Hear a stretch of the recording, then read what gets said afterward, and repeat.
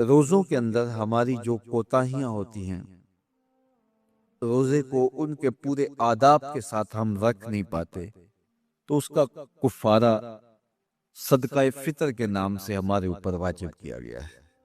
ہر وہ شخص جو مال نصاب کا مالک ہے اور اس پر سال گزرنا شرط بھی نہیں ہے، تو اس پر صدقہ فطر واجب ہوتا ہے، اور صدقہ فطر کے ذریعے سے ہم غریب لوگوں کو عید کی خوشیوں میں شامل کرتے ہیں۔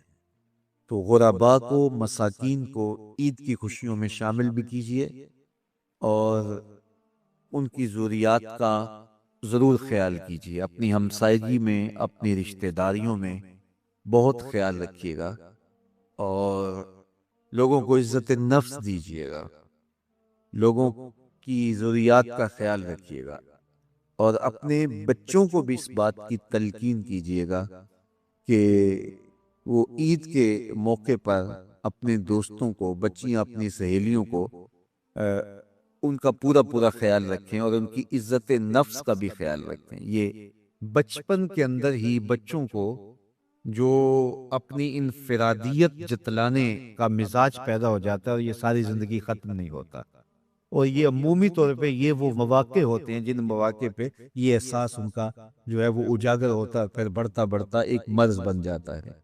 اس لیے بچوں کو بچپن کے اندر ہی دوسروں کا احساس سکھائیے، نہ کہ ان کے اندر احساس تفاخر پیدا ہو۔ اعتدال کے ساتھ ان کی ضروریات کو پورا کیجیے، لیکن آپ کا جو اطراف ہے، گرد و پیش کا ماحول ہے، اس کا بھی پورا پورا خیال رکھا جائے کہ بچے احساس برتری میں مبتلا نہ ہو جائیں، اور ایسی امراض ان کے اندر پیدا نہ ہو جائیں، بلکہ بچوں کو راہ خدا میں خرچ کرنے کی ترغیب دیجیے۔ بچوں کو جب آپ سکول جاتے ہوئے خرچی دیتے ہیں یا ایسے مواقع پر، تو ان کو ساتھ یہ بھی کہہ دیجئے کہ آپ اپنی ہم جولیوں کا اور اپنے دوستوں کا ضرور خیال رکھنا ہے، اور ان کو ان خوشیوں میں ساتھ شامل کرنا ہے۔ ان کو دینے کی عادت پڑے بچپن کے اندر، اور جو بچپن میں دینا شروع کر دیتے ہیں وہ بڑھاپے تک بانٹتے رہتے ہیں، اور جو بانٹتا رہتا ہے اللہ اس کو کمی نہیں آنے دیتا۔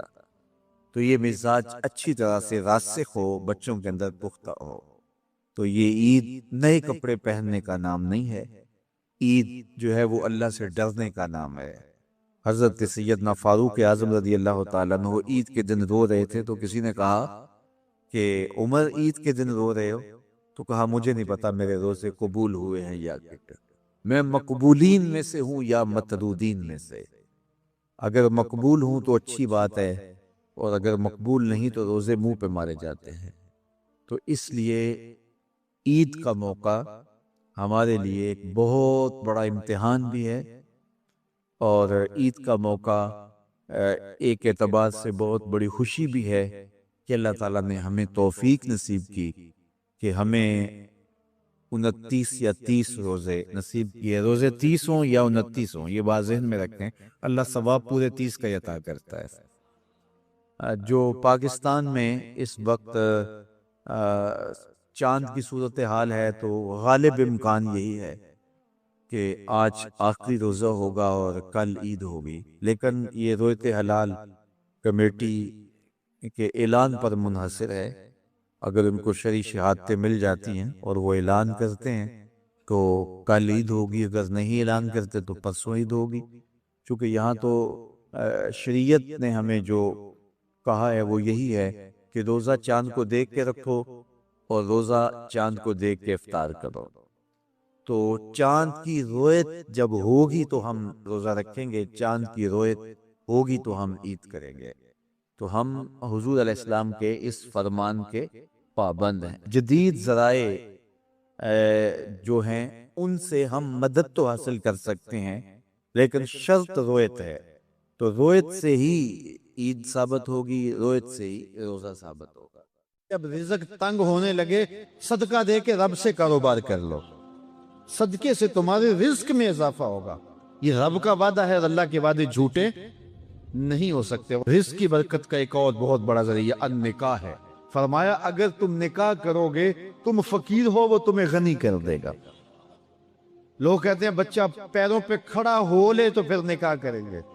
اللہ کہتا ہے تم نکاح کرو، ہم پیروں پہ کھڑا کر دیں گے. ہمارا فلسفہ اپنا ہے، اس کا حکم اپنا ہے. وہ کہتا ہے ابھی تو یہ اپنے لیے نہیں کماتا، تو جو آئے گی اس کو کہاں سے کھلائے گا؟ میاں جس نے آنا ہے اس نے اپنا رزق لے کے آنا ہے. تو بچوں کی شادیاں کرو اگر وہ جوان ہو گئے، رزق نصیب. اپنے اہل خانہ کو نماز کے حکم دینے سے رزق بڑھتا ہے. کیونکہ جو صبح کا وقت ہوتا ہے یہ رزق کے بٹنے کا وقت ہوتا ہے، اور جس گھر میں صبح کے وقت لوگ سوئے ہوئے ہوتے ہیں وہاں بے برکتیاں ہوتی ہیں. تو طلوع فجر سے لے کر کے طلوع آفتاب تک اپنی اولاد کو، بیوی کو، بچوں کو نہ سونے دیں. اس وقت رزق پٹنے کے لمحے ہوتے ہیں. کثیر دعائیں مانگیں، تلاوت کلام مجید پڑھیں، اور نماز فجر مرد حضرات مسجدوں میں جا کے باجماعت ادا کریں، اور گھروں میں جو ہے وہ بیٹیاں بہنیں مصلے بچھا لیں، تو اللہ کی رحمتوں کا نزول ہوگا. اب ایک حدیث میں رزق کے اضافے کا ایک اور نسخہ ارشاد کیا گیا. میرے حضور نے فرمایا جو شخص یہ چاہتا ہے کہ اس کے رزق میں برکتیں ہو اور اس کی عمر میں اضافہ ہو تو وہ اپنے رشتہ داروں کے ساتھ سلوک اچھا کرے. رشتہ داروں کے ساتھ اگر اچھا سلوک کرو گے تو پھر تمہارے رزق میں برکت ہو. غریب ہیں تو ان کی مدد کرو، ان کی بیٹیوں کی شادیاں اپنے ذمے لے لو اگر اللہ نے آپ کو وسعت دی ہے. ان کی پریشانیاں بانٹ لو، ان کا قرضہ ہے تو اتارنے کی کوشش کرو، ان کو مشکلات سے نکالنے کی کوشش کرو. تم ان کو مشکلات سے نکالو گے، اللہ تمہیں مشکلوں سے نکالے گا. تمہارے رزق میں بھی برکتیں ہوگی اور تمہارے مال میں بھی برکتیں. فرمایا بہتر صدقہ وہ ہے جو ناراض غریب رشتہ دار کو دیا جائے. اگر وہ پھنس گیا ہے، مجبور ہے، ناراض ہے، تو اس کو اگر دیں گے تمہارا نفس اس میں شامل نہیں ہوگا، تو یہ افضل صدقہ ہے جو ہر صورت میں قبول ہی قبول ہے. رزق کے اضافے کا ایک اور سبب الاحسان الی الضعفاء، جو کمزور لوگ ہیں ان کے ساتھ اس نے سلوک کرنا. الانفاق علی طلبۃ العلم، طالب علموں پہ خرچ کرنا، یہ بھی رزق میں اضافے کا سبب اور ذریعہ. وہ حضرت بابا فرید نے کہا نا چھٹا رکن دین کا روٹی ہے. گھر میں کچھ نہ ہو تو پھر نہ نماز اور نہ ہی دیگر امور کی لذت آتی ہے. تو یہ رزق فراواں اور وسیع اور مبارک نصیب کرتے اللہ.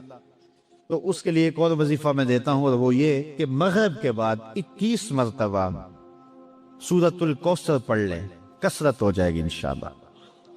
اول خدوشی پڑھ لیں، 5-7 منٹ لگتے ہوں گے، تو سورہ کوثر 21 مرتبہ روزانہ مغرب کی نماز کے بعد پڑھیں.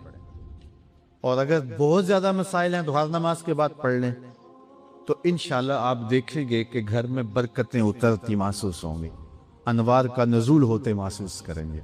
تو یہ وہ رزق کے اسباب ہیں، اگر ہم اختیار کر لیں تو ہم اللہ کی خاص رحمتوں کے حقدار ہوں گے. اگر فن سے، علم سے آتا ہو رزق، تو میاں صاحب فرماتے ہیں بے وقوفاں دے نوکر ویکھے دانش مند سے آنے.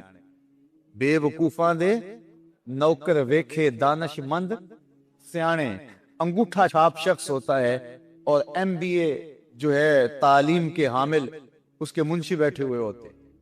تو پھر اگر علم سے کمال آتا ہوتا تو جو ہے وہ فن سے دولت ملتی ہوتی، تو پھر اس انگوٹھا چھاپ کو کیسے ملتی؟ اور یہ جو اتنا تعلیم یافتہ ہے، ماہر معاشیات ہے، یہ تو تنخواہ پہ کام کر رہا ہے، اور وہ جو ہے وہ دولت کا اسے حساب ہی نہیں ہے کہ کتنی ہے. تو اس لیے اللہ فرماتا ہے کہ یہ مت سمجھو کہ یہ تمہارے فن کا کمال ہے، یہ تمہاری جو ہے وہ محنت کا نتیجہ ہے. اللہ فرماتا ہے اولم یعلموا، کیا انہیں نہیں پتا؟ ان اللہ یبسط الرزق لمن یشاء، جس کو چاہتا ہے اس کے لیے رزق کے دروازے کھول دیتا ہے. وَيَقْدِرْ، اور جس کے لیے چاہتا ہے اس کے لیے رزق کو تنگ کر دیتا ہے. کئی لوگ کتنی محنت کرتے ہیں، نتیجہ زیرو. اور کچھ لوگ کچھ بھی نہیں کرتے، وہ مٹی کو ہاتھ لگائیں اور سونا ہو جائے، اور کئی سونے کو ہاتھ لگائیں تو مٹی ہو جائے. تو پھر کوئی طاقت کار فرما ہے نا جو مٹی کو سونا بنا دیتی ہے اور سونے کو مٹی بنا دیتی ہے. اللہ فرماتا ہے اس کو پہچانو، وہ کون ہے؟ وہ تمہارا رب ہے. مومن کا توکل اور مومن کا بھروسہ اللہ کی ذات پہ ہونا چاہیے. جب ہم اللہ کی ذات پہ اپنا مکمل بھروسہ، جسے توکل کہتے ہیں، قائم کر لیں گے تو میرے اور آپ کے آقا و مولا نے ارشاد فرمایا کہ اگر تم اللہ پر توکل کا جو حق ہے وہ ادا کر دو تو وہ تمہیں ایسے رزق عطا کرے جیسے پرندوں کو عطا کرتا ہے۔ جب گھر سے نکلتے ہیں تو اس وقت وہ خالی پیٹ ہوتے ہیں، اور جب واپس آتے ہیں تو کبھی بھی کوئی جانور بھوکا واپس نہیں آیا، اور سب سے اچھا کھاتے بھی یہ۔ ہمارے علاقے میں تو زیادہ باغات نہیں ہیں، امرود کے باغات ہمارے علاقے میں پائے جاتے ہیں، تو امرود کے باغ میں جو اگر کوئی دیہات کا شخص ہو یا جس کا امرودوں کا باغ ہو یا امرودوں کے باغ میں اس کا آنا جانا رہا ہو، اس سے پوچھئے کہ سب سے اچھا پھل امرود کے پیڑ پہ اچھا دانہ کون سا ہوتا ہے؟ کوئی آپ کو کہے کہ یار امرود توڑ کے لاؤ، میٹھا ہو اور جو ہے وہ پکا ہوا ہو اور ذائقے دار ہو تو وہ جاؤ توڑ کے لاؤ۔ تو کوئی مجھے اگر کہے تو میں جب امرود توڑ کے لاؤں گا تو کبھی پھیکا نہیں ہوگا، میں امرود توڑ کے لاؤں گا تو کبھی بد ذائقہ نہیں ہوگا۔ آپ مجھے پوچھیں کہ آپ کے پاس کیا فن ہے؟ میرے پاس فن یہ ہے کہ میں نے امرودوں کے باغوں میں جو ہے وہ بچپن گزارا ہے، اور مجھے پتا ہے کہ اچھا اور پکا پھل کون سا ہوتا ہے۔ لیکن میں آپ کو نشانی بتا دیتا ہوں، اب نئی نسل انہوں نے نہیں دیکھا، آپ باغ میں جائیں اور شاخوں سے لٹکے ہوئے امرود دیکھیں، جس امرود کو طوطے نے کھا کے چھوڑا ہو اس کو آپ توڑ لیں، میٹھا بھی ہوگا، ذائقے دار بھی ہوگا، ایکسپورٹ کوالٹی سے بھی بہتر ہوگا۔ سب سے اچھا پورے پودے سے جو سب سے اچھا ہوگا وہ اس کو چونچ مارتا ہے اور پھر سارا کھاتا بھی نہیں ہے، تھوڑا سا لیا، نخرے والا آگے بڑھ گیا۔ اللہ اکبر! تو جو ایکسپورٹ کوالٹی ہوتی ہے اس سے بھی بہتر وہ کھاتا ہے۔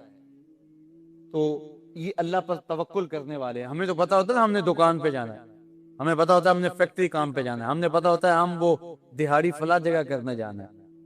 انہوں نے کہیں ان کا کوئی ایسا ٹھیا نہیں ہوتا کہ وہاں جانا ہے۔ بن توکل پنچھی اڑ دے، بن توکل پنچھی اڑ دے، خرچ نہ پلے زیرا ہو، خرچ نہ پلے، کوئی راس المال بھی نہیں ہوتا کہ یہ لگائیں گے پھر اس پہ اتنے پیسے آئیں گے، اصل ہمارے ہوں گے، اتنا نفع ہوگا، ایسا نہیں ہے۔ گھر سے نکلتے ہیں تو خالی پیٹ ہوتے ہیں، اور جب واپس آتے ہیں تو پیٹ بھرے ہوئے ہوتے ہیں۔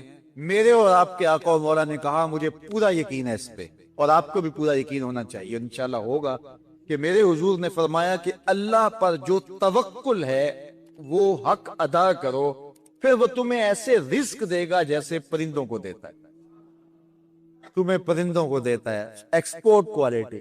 من کان للہ کان اللہ لہ، فرمایا تم اس کے ہو جاؤ وہ تمہارا ہو جائے گا۔ اللہ نے تمہیں پیسے دیے ہیں، نئی گاڑی تم نے خریدی ہے، چھوٹے بچے کا جوتا کیوں باندھ دیا آگے؟ تم جوتا باندھنے سے اگر یہ ایکسیڈنٹ سے، حادثے سے گاڑی بچ سکتی ہوتی ہے تو پھر پاکستان کے جتنے پی آئی اے کے جہاز ہیں سب پر باندھ دینا چاہیے، سب پہ جوتے لٹکے ہوئے۔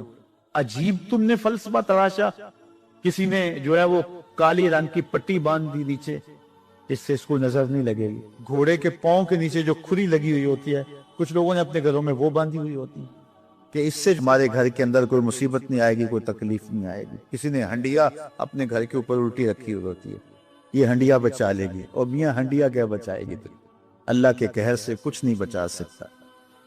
جب تمہارے اوپر کوئی مصیبت نازل ہونی ہے تو کچھ نہیں بچا سکتا۔ اگر بچنا چاہتے ہو تو پھر اللہ سے استغفار کرو، اللہ تعالیٰ کی تسبیح کرو، اللہ کی تحلیل کرو، میرے حضور پہ درود پڑھو، پھر دیکھنا کہ مصیبتیں ٹلتی ہیں یا نہیں ٹلتی۔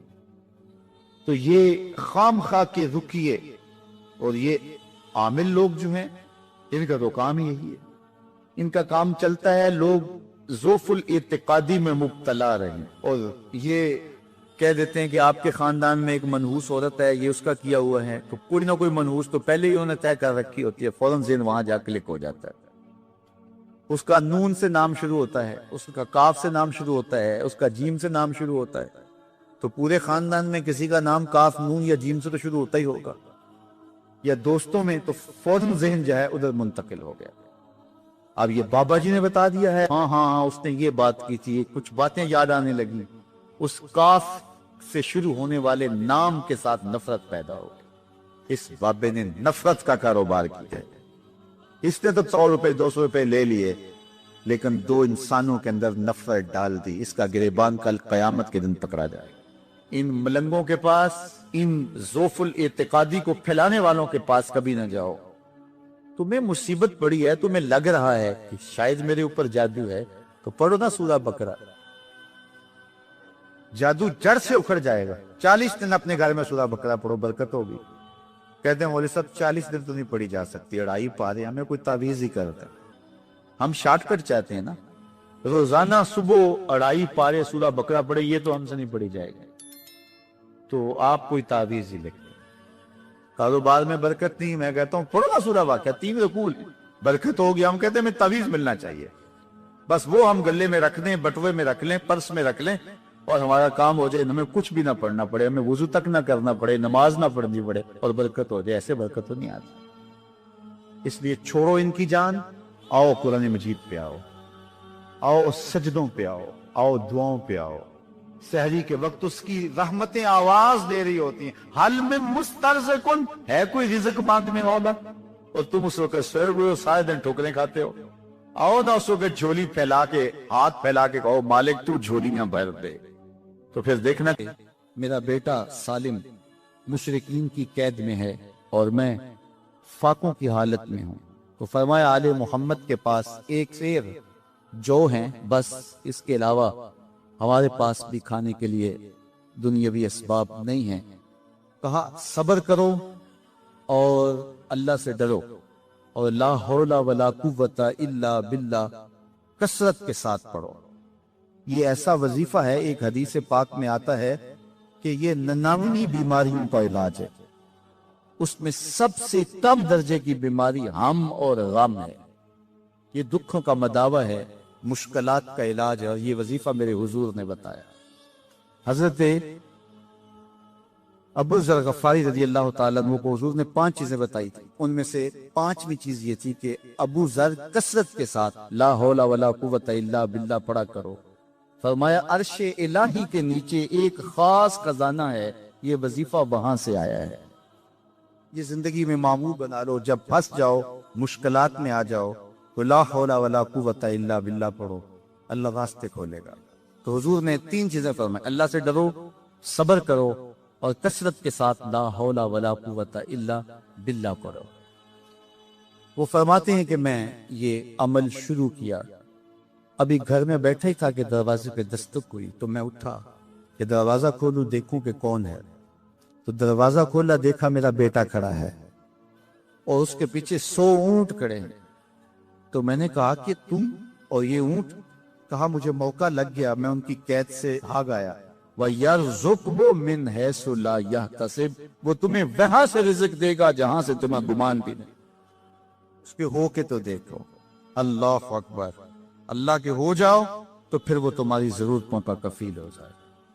فرمایا حضرت عبداللہ ابن مسعود رضی اللہ تعالیٰ عنہ میں کہ کسی شخص کو فقر و فاقہ آ جائے تو وہ لوگوں کو بتائے کہ میں آج کل بڑے مشکل حالات میں ہوں، ہر وقت لوگوں کو بتاتا رہے تو اس کی مشکل بڑھے گی، اس کی مشکلیں آسان نہیں ہوں گی اس طرح.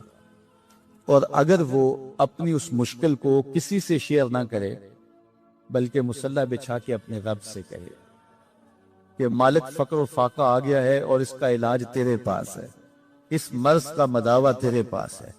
حضرت عبداللہ ابن مسعود فرماتے ہیں کہ رسول کریم نے فرمایا جلد یا بدیر اللہ اس کو مالا مال فرما دے. یہ بھی کبھی کر کے دیکھو. مشکل آ جائے، فاقہ آ جائے. اور قرآن مجید کا دل سورہ یاسین ہے. جس نے 1 مرتبہ سورہ یاسین کی تلاوت کی، اللہ 10 مرتبہ قرآن پڑھنے کا ثواب عطا کرے. اور کتنا بڑا اجر ہے. آپ 1 سال میں بھی شاید 10 قرآن مجید نہ ختم کر سکے اور سورہ یاسین پڑھیں تو 10 مرتبہ قرآن مجید پڑھنے کا ثواب نصیب ہوگا. تو اپنی صبح کا آغاز سورہ یاسین سے کیا کریں. نماز فجر کے بعد اشراق تک سورہ یاسین پڑھ لیا کریں. سورہ یاسین اگر آپ پڑھ کے اپنے دن کا آغاز کرتے ہیں، آپ کا سارا دن خیر سے گزرے گا. اس دن اگر کاروبار کریں گے تو برکت ہوگی. اس دن بہت ساری بیماریوں سے، آفات و بلیات ارضیہ و سماویہ سے بچے رہیں گے. لوگوں کے شر سے، حادثات سے محفوظ رہیں گے. میرے حضور نے ارشاد فرمایا، قرآن مجید میں ایک سورت ہے جس کی 30 آیات، اگر کوئی شخص اس کی تلاوت کرتا ہے تو وہ سورت پڑھنے والے کی شفاعت کرتی ہے، اور اتنی بار شفاعت کرتی ہے کہ اس کو بخشوا کے چھوڑتی ہے۔ وہ سورت کون سی ہے؟ وہی تبارک الذی بیدہ الملک، یہ سورت الملک ہے، 30 آیتیں ہیں۔ جو شخص اس کی تلاوت کرے یہ اتنی بار سفارش اللہ کی بارگاہ میں کرتی ہے کہ اپنے پڑھنے والے کو بخشوا کے چھوڑتی ہے۔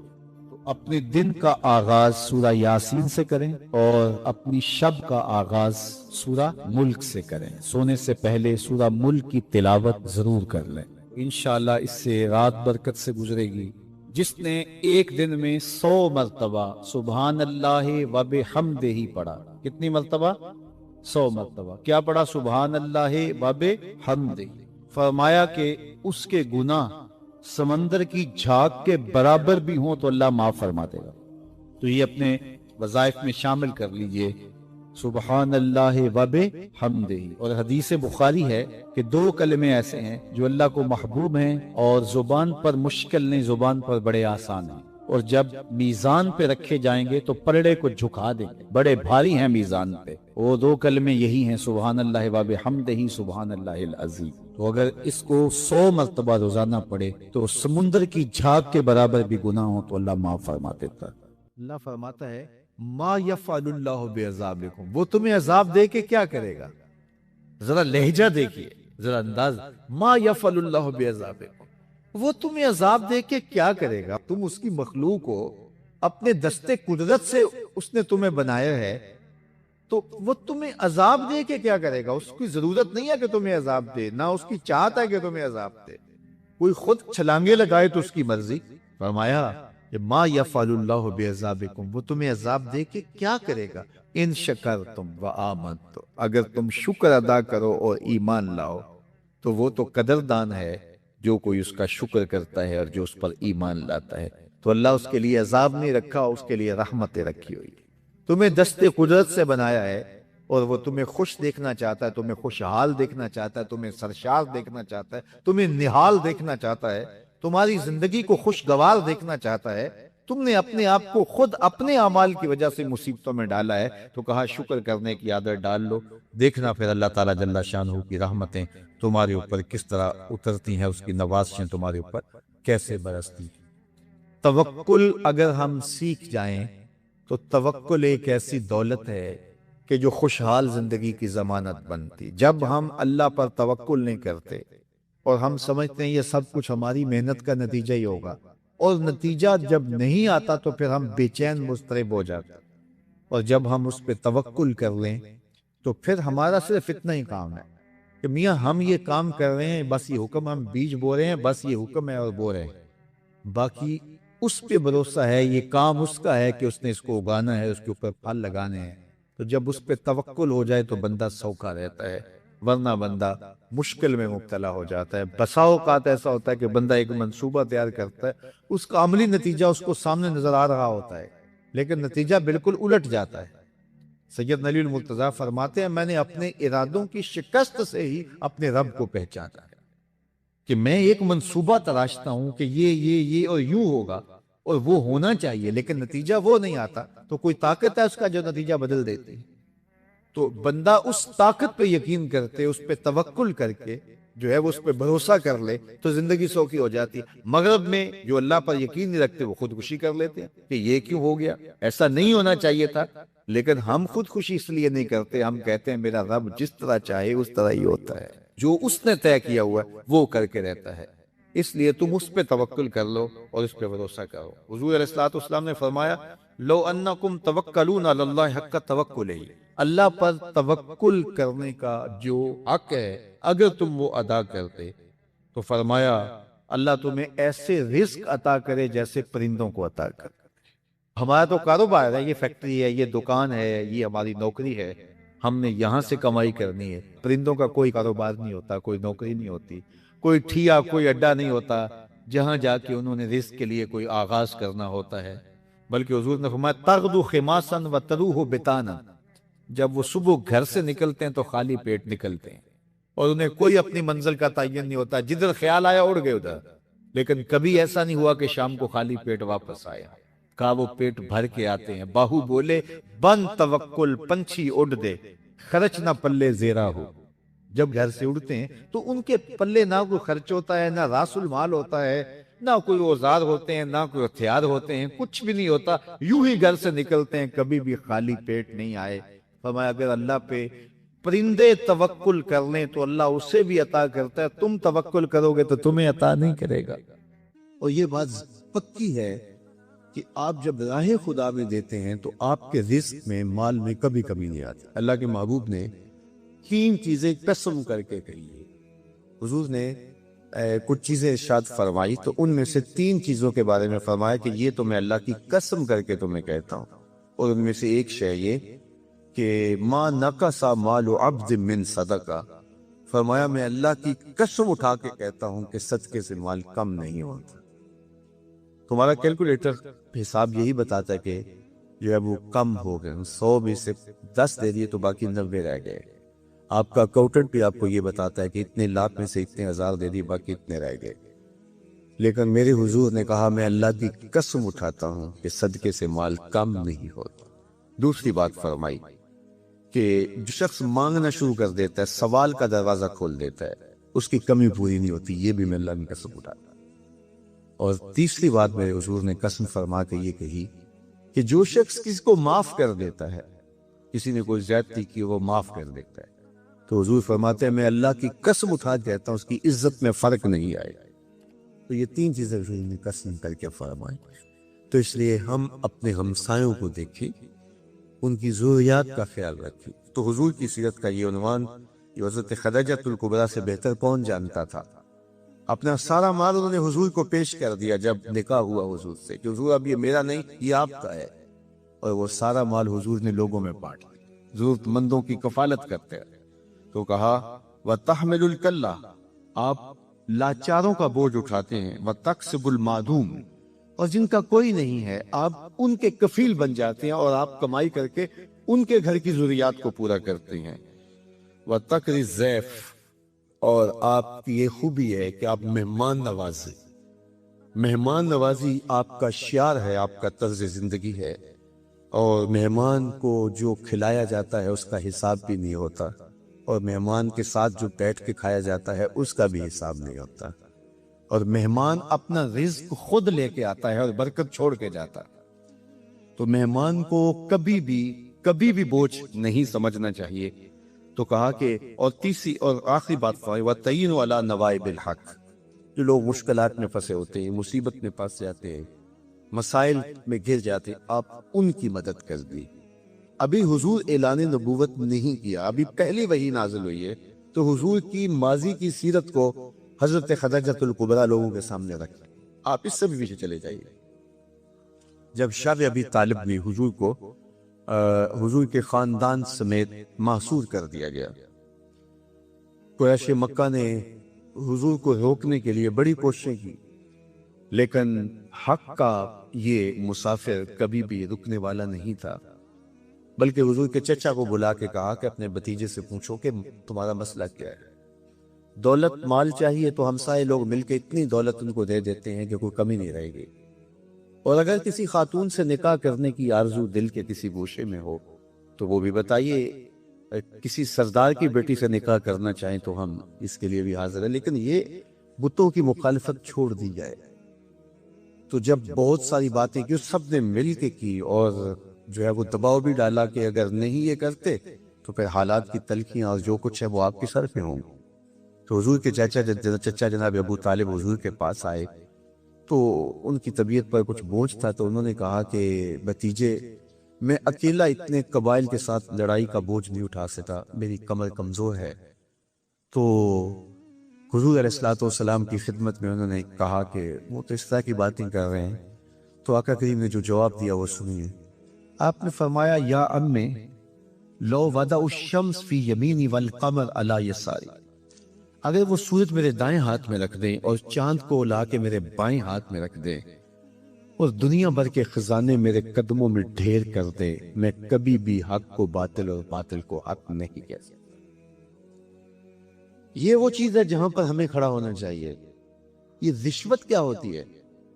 ہم اداروں میں افسر بن کے بیٹھتے ہیں، اور ہم کسی ذمہ دار منصب پہ بیٹھتے ہیں تو ہمیں چند ٹگوں سے کوئی خرید لیتا ہے؟ ہمارا ضمیر پھر کہاں ہوتا ہے؟ کائنات کی نعمتیں اس کو پیشکش کی جا رہی ہیں جو پیدا ہوا تو باپ کا سایہ سر پہ نہیں، 6 سال کی عمر ہے تو ماں انتقال کر گئی، یہ حالت ہے۔ لیکن کہا جا رہا ہے کہ جناب آپ کو جو چاہیے ہم فراہم کرتے ہیں، لیکن کہا لو وضع الشمس فی یمینی، اگر وہ سورج کو میرے دائیں ہاتھ میں رکھتے اور چاند کو میرے بائیں ہاتھ میں رکھتے اور میرے پاؤں میں کائنات کے خزانے لا کے دولت قارون بھی رکھ دے، لیکن میں پھر بھی حق کو حق کہوں گا، باطل کو باطل کہوں گا، تو میں چند ٹگوں پہ اپنی ضمیر کا سودا کیسے کر سکتا ہوں اگر میں رسول اللہ کو مانتا ہوں، اگر میں حضور علیہ السلام کا فالوور ہوں، اگر میں ان کا امتی ہوں، ان کا غلام ہوں، ان کا عاشق ہوں، تو پھر میں کیوں اپنے ملک کو بیچوں، میں کیوں عدل کو بیچوں، میں کیوں انصاف کو بیچوں، میں کیوں اپنے منصب کو بیچوں، میں کیوں لوگوں کے حق غصب کروں، لوگوں پر زیادتیاں کروں، میں دیوار رکھتے ہوئے ہمسائے کے 2 انچ دبانے کے لیے اپنے ضمیر کا سودا کر لوں، میز کے اوپر سے رشوت پکڑوں یا نیچے سے پکڑوں، فرق نہیں پڑتا اس سے، میں اپنی ضمیر کا سودا کیا ہے اور برسرے بازار کیا ہے اور بہت سستا بیچا میں نے اپنے آپ۔ وہ کیا کسی نے کہا تھا کہ ہر دو عالم قیمت خود گفتائی، نرخ بالا کن کہ ارزانی ہنوز، 2 جہاں کو تو نے اپنی قیمت بتایا ہے، اپنا نرخ بتایا ہے کہ 2 جہاں میری قیمت لگتی ہے، کہا قیمت بڑا ابھی سستا بک رہا ہے، یہ ساری کائنات تیری قیمت لگا دی جائے لیکن تیری قیمت پھر بھی نہیں ہے اور تو سستا بک رہا ہے، نرخ بالا کن کہ ارزانی ہنوز، تیری قیمت جو ہے وہ یہ 2 جہاں نہیں ہے، تیری قیمت صرف تیرے رب کی رضا ہے۔ تو کہا کہ میں کبھی بھی، تو یہ حضور علیہ السلام کی زندگی تھی۔ خیر انہوں نے جب کہا کہ میں تو نہیں تمہاری بات کو ماننے والا، تو پھر انہوں نے سماجی بائیکاٹ کر دیا، سوشل بائیکاٹ کر دیا اور حضور کو شاب ابی طالب میں مقید کر دیا۔ تو حضور کے چچا نے اس وقت ایک قصیدہ لکھا حضور کے نام، چونکہ یہ پانی نہیں پہنچنے دیتے تھے، غلہ نہیں پہنچنے دیتے، کوئی باہر سے بھی آتا تاجر تو اس کا غلہ خود خرید لیتے کہ کہیں وہ بنو ہاشم کے پاس نہ چلا جائے، اور وہ خرید کے اپنی زندگی اور موت کے درمیان جو ٹوٹتا ہوا رشتہ ہے جو ہے وہ اس کو کہیں بچا نہ پائیں۔ تو حضور کے چچا نے ایک ماضی کا واقعہ قریش کو یاد دلایا اس قصیدے میں۔ ہوا اس طرح کہ حضور کی عمر تھی کوئی 9 سال یا 8 سال کہ مکے میں قحط پڑ گیا، تو حضور کے چچا کے پاس لوگ آئے کہ قحط پڑ گیا ہے اور آپ اولاد اسماعیل سے ہیں، تو اللہ کی بارگاہ میں دعا کیجئے کوئی بارش کے آثار پیدا ہوں اور کوئی سبزہ پیدا ہو۔ آپ نے فرمایا تم بھی سین حرم میں پہنچ جاؤ، میں بھی پہنچ جاتا ہوں، وہاں اللہ کی بارگاہ میں دعا کرتے۔ خیر لوگ جمع ہو گئے تو حضور کو ساتھ لیا حضور کے چچا نے اور سین حرم میں پہنچے اور کعبۃ اللہ کی دیوار کے ساتھ حضور کو یوں کھڑا کیا کہ حضور کی پشت کعبہ کی دیوار کے ساتھ لگ رہی تھی اور رخ لوگوں کی طرف تھا۔ تو جب یوں حضور کھڑے ہو گئے تو حضور کے چچا نے ایسے ہاتھ پھیلا کے کہا اے اللہ اس گوری رنگت والے کے صدقے بارش نازل کر۔ راوی کہتا ہے ابن خاکر نے لکھا ہے، باقی لوگوں نے بھی لکھا ہے کہ ابھی جو ہے وہ لوگ گھروں کو نہیں پہنچے تھے کہ چھم چھم می برسنے لگا اور لوگ بھیگ کے گھروں کو گئے اور اتنا سبزہ ہوا کہ لوگ خوشحال ہو گئے۔ تو آج جب حضور علیہ السلام اور حضور کے خاندان کو شاب ابی طالب میں مقید کر دیا گیا تو کچھ پہنچنے بھی نہ دیا جاتا، تو حضور کے چچا نے یہ پرانا واقعہ قریش کو یاد دلاتے ہوئے کہا وَأَبْيَضُ يُسْتَسْقَى الْغَمَامُ بِوَجْهِهِ سِمَالُ الْيَتَامَى عِصْمَةٌ لِلْأَرَامِلِ، آج تم پانی نہیں پہنچنے دیتے، غلہ نہیں آنے دیتے، وہ واقعہ بھول گئے ہو جب قحط پڑا تھا اور نہ بارش برستی تھی، نہ سبزہ اگ رہا تھا، جانوروں کی چھاتیاں بھی سوکھ گئی تھی، دودھ بھی نہیں مل رہا تھا۔ یہی میرا وہ گوری رنگت والا بھتیجا تھا جس کے چہرے کو دیکھ کے امٹ کے بادل آئے تھے۔ وہاں 2 لفظ گئے، سمال الیتامى عصمۃ للارامل، یہ میرا وہی بھتیجا ہے